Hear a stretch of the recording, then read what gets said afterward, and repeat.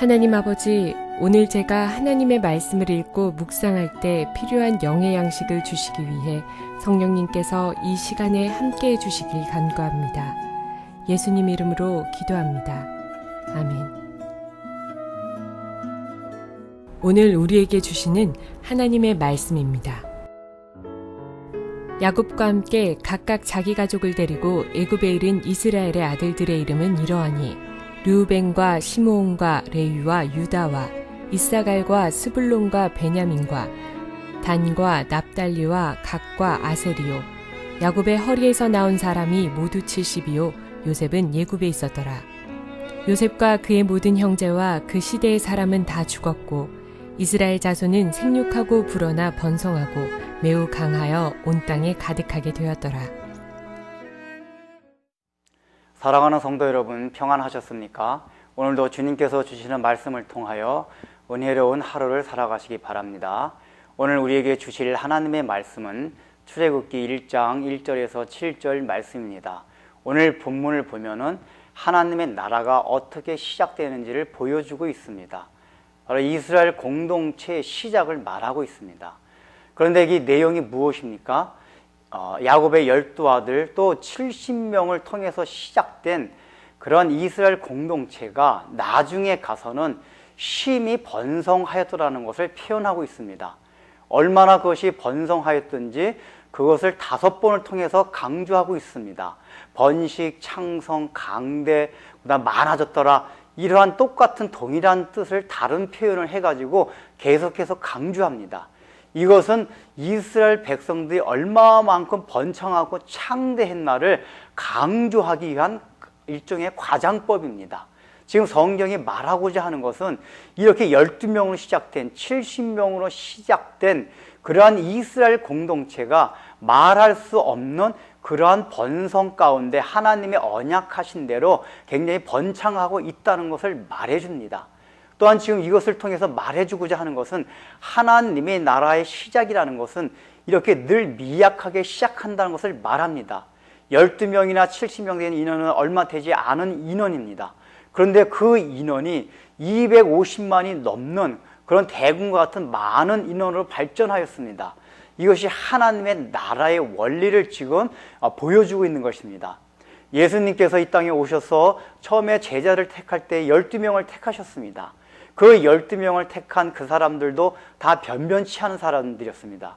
그 당시에 많은 영향력이 있고 또한 제자를 삼아도 뭔가 예수님의 뜻을 잘 전하고 또한 영향력을 나타낼 수 있는 사람들을 선택한 것이 아니라 갈릴리에서 대부분 어부를 하고 그 다음에 그렇게 농사를 짓던 그런 별 볼 일 없는 사람들을 제자로 선택해서 하나님의 나라 일을 시작하였습니다. 사실은 이것 때문에 가룟 유다가 불만을 품었었습니다. 가룟 유다가 생각하는 하나님의 나라는 예수님이 생각하는 하나님의 나라와 달랐습니다. 그가 생각하는 하나님의 나라는 가시적으로 보이는, 그래서 뭔가 세상적으로도 많은 영향력을 나타내며 크게 나타나는 그러한 하나님의 나라였습니다. 그러한 하나님의 나라라면 그러한 제자들로는 안 되었습니다. 그러한 숫자로는 되지 않았습니다. 더 많은 추종자를 끌어들이고 더 많은 사회적으로 영향력 있는 사람들을 제자로 끌어들일 때 가룟 유다가 생각하는 하나님의 나라가 가능했던 것입니다. 실제로 가룟 유다가 예수님을 배반하게 된 그 심리적인 기조에는 이런 것이 있었습니다. 자기가 생각하는 그 하나님의 나라를 예수님이 추구하지 않았기 때문입니다. 근데 예수님이 생각하는 하나님의 나라는 이렇게 미약한 비천한 것으로부터 시작하고 있었습니다. 그래서 예수님도 하나님의 나라에 대한 비유를 설명하실 때 겨자씨로 설명을 하셨습니다. 그 겨자씨는 다른 어떤 씨보다도 작다고 말씀하셨습니다. 그런데 그 다른 씨보다 작은 씨가 자라서 열매를 맺고 나무가 됐을 때는 모든 새들이 와서 깃들일 수 있는 그러한 풍성한 나무가 된다고 예수님께서 하늘나라의 비밀을 설명해 주셨습니다. 이것이 무엇을 말합니까? 하나님의 나라의 시작이 이렇게 미약하다는 것을 말합니다. 우리는 하나님의 나라를 생각할 때 당장 눈에 가시적으로 보이고 급하게 어떤 이루어지는 성취되는 그런 것을 많이 생각합니다. 그러나 하나님의 나라는 미약하게 시작하고 점진적입니다. 느립니다. 그래서 인간의 조급성으로 바라볼 때 어떤 결과를 빨리 보기를 원하는 우리 인간의 속성으로 생각할 때는 하나님의 나라가 굉장히 답답하게 느껴집니다. 그런 하나님의 나라를 생각하지 말라고 하는 것입니다.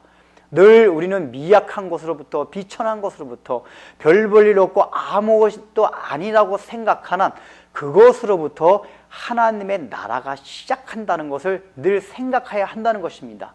그런데 그것이 어떻게 가능합니까? 바로 지금 이스라엘 백성들도 아브라함에게 약속하신 그 언약 때문에 이스라엘 민족을 12명, 70명에서 수백만 명이라는 큰 인원으로 만들었듯이 지금 우리의 삶 가운데 이루어지는 하나님의 나라도 우리의 능력과 우리는 아무 비천하고 아무 별 볼 일 없다 하더라도 하나님께서 우리에게 약속하신 그 언약 때문에 하나님의 나라를 우리의 심령 가운데, 우리의 삶 가운데 완성시켜 나간다는 것입니다.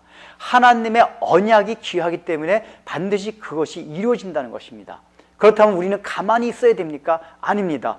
예수님의 그 12 제자들이 참으로 미천한 자들이었지만은 예수님께서 승천하신 이후에 성령을 받고 성령의 감동함을 통해서 그들 12명이 바로 전 로마 제국을 변화시켰습니다. 하나님의 나라를 확장시켰습니다. 바로 우리가 성령과 동행할 때에, 하나님의 말씀과 함께 할 때에 그런 능력이 나타난다는 것입니다. 하나님의 나라가 우리의 삶 가운데 나타날 수 있다는 것입니다. 여러분의 삶 가운데서도 지금은 비록 미약하지만은 우리가 성령과 동행하고 하나님의 말씀과 동행할 때 예수님에게 제자들이 나타났던 그런 놀라운 능력이 나타나서 하나님의 나라가 확장되어 간다는 사실을 늘 마음에 간직하시기 바랍니다. 기도하겠습니다. 하나님 아버지, 이제 출애굽기의 시작이 하나님의 나라가 어떻게 시작되는지를 보여주고 있습니다. 굉장히 미약하게 시작하고 있습니다. 12명, 70명의 그런 되는 적은 인원으로 나중에는 얼마나 창성했는지 수백만 명이 되었습니다. 하나님께서 그렇게 수백만 명이 됐다는 것을 강조하고 또 강조하시는 것은 아무리 너희 인간적으로는 비천하고 보잘것 없다 하더라도 내가 약속하였기 때문에 반드시 너희를 창대케 하신다는 그 약속을 생각하라는 의미에서 참으로 이 성경을 기록하였듯이 우리가 이 땅을 살아가면서 우리가 하나님의 나라를 인간적인 관점에서 생각하고 조급하게 생각하며 당장 가시적으로 나타나는 그런 나라를 생각하지 말고 지금 눈에는 미미하게 보일지라도 하나님의 언약이 점진적으로 점점 이루어진다는 사실을 생각하며 그 하나님의 약속의 말씀을 우리의 삶 가운데 늘 의식하며 살아감으로써 하나님의 능력이 우리에 머물고 우리의 삶을 통해서 하나님의 나라가 확장될 수 있는 축복을 허락하여 주옵소서. 예수님의 이름으로 기도드립니다. 아멘.